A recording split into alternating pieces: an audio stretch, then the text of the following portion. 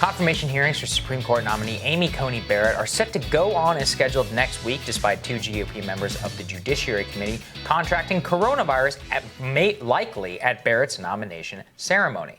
In a letter to the entire Senate, Mitch McConnell said he is extending the Senate break to October 19th, but that the Judiciary Committee is going to begin hearings on October 12th.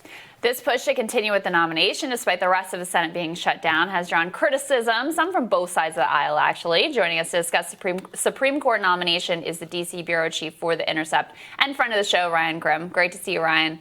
Good to see you, Ryan. Oh, great to see you, too. Just kind of set the table for us here. What's the lay of the land? Who all is contracted COVID, and how does this impact their ability to move forward? Right. So to start with, there are 53 Republican senators that make up their majority.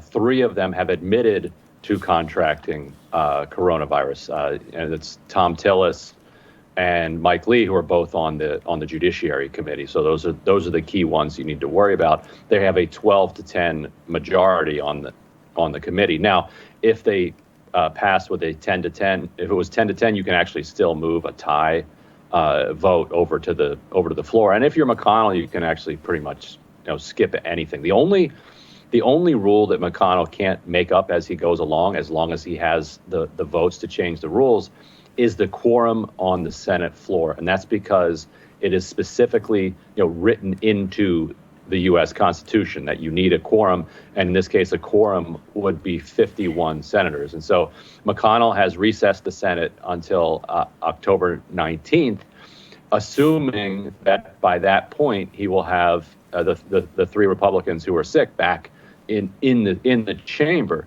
But if they are not, then it's very difficult for them to make a quorum. Now, Ron Johnson, who is not on the committee, but has also tested positive for coronavirus, has said that he will fly in a private plane to Washington and vote for Amy Coney Barrett in a moon suit if he has to.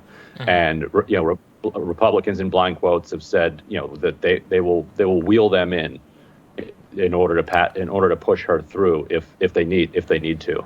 Yeah, I've actually heard behind the scenes, Ryan, that you can even vote. There are different ways to do this, right? There are a lot of different ways that you can actually cast your vote while maybe and possibly maintaining social distancing. Yes, that's right. So I'm intrigued from your perspective. I mean, you guys were writing a lot about what the Democrats could do. Have they tried to capitalize on this? Have they changed their strategy whatsoever? Or is it basically they're just going to let it go? So they've done a little bit. Chuck Schumer flexed some muscle on the Senate floor recently by McConnell basically let his guard down, and Schumer stepped in and claimed the floor and made a motion to call a bill for a vote to the floor, which is extremely rare for a Senate minority leader to be able to do. And it was a bill that basically said that pre-existing conditions ought to be protected. The ACA ought to be protected because that's the main thing that Democrats are using to oppose Amy Coney Barrett.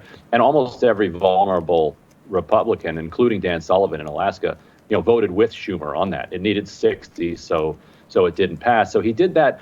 But fundamentally, nothing that they do on the Senate floor at this point is anything other than messaging, because the clock starts ticking on the delay tactics once Barrett is out of committee. And that's a bit of a kind of misunderstanding that people have about this process. Like you can do all the delaying tactics you want on the Senate floor right now. It's not going to matter because there's actually no vote pending on Amy Coney Barrett, and there won't be until October 19th, or let's say she passes out of committee on October 16th. So the 19th is when the battle really starts, when whatever tools Schumer can find in the Senate Minority Leader toolbox, that's when he would have to start deploying them to try to push that vote as close to the election or past the election as possible, with the hope that changes the political calculus somewhat, or that that some of the senators don't show up, and that say Susan Collins and Lisa Murkowski are then pressured not to give Republicans a quorum. Yeah. I actually wanted to ask you about that Alaska Senate race. It's notoriously like the hardest and most expensive state to poll in the country for obvious reasons. What are the indications of whether or not Senator Sullivan's actually vulnerable? There are serious indications. First, structurally, he's in a very bad situation because the economy in Alaska has been ravaged both by climate change more generally, but also specifically by coronavirus, because their economy is heavily dependent on tourism.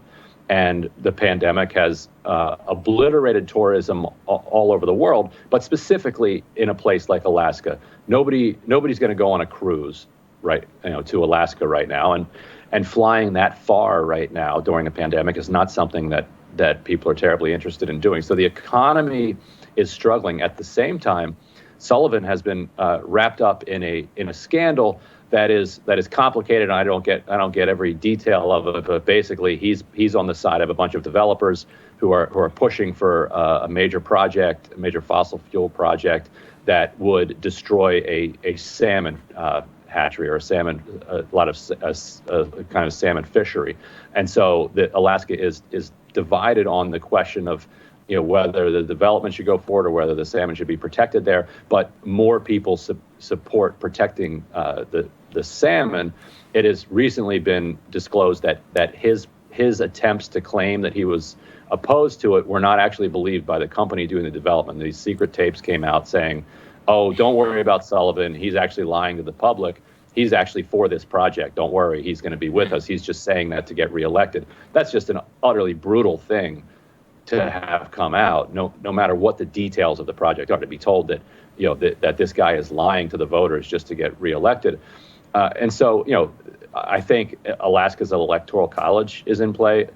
I've heard that even Don Young is facing a credible threat from this independent House challenger, and the Democrat running in the race, Gross, is like a storybook candidate for Democrats. He's both a surgeon and a commercial fisherman, and so if they were going to win this seat, this would be the year to do it. Fascinating stuff. Really Keep an eye on that one. Ryan, thank you so much. Thanks, Ryan. Yeah, you got it. Next on Rising, what's more important to voters in healthcare, education, and national security? Well, editor-in-chief of Gallup, he's going to reveal the most salient issue to voters when Rising returns.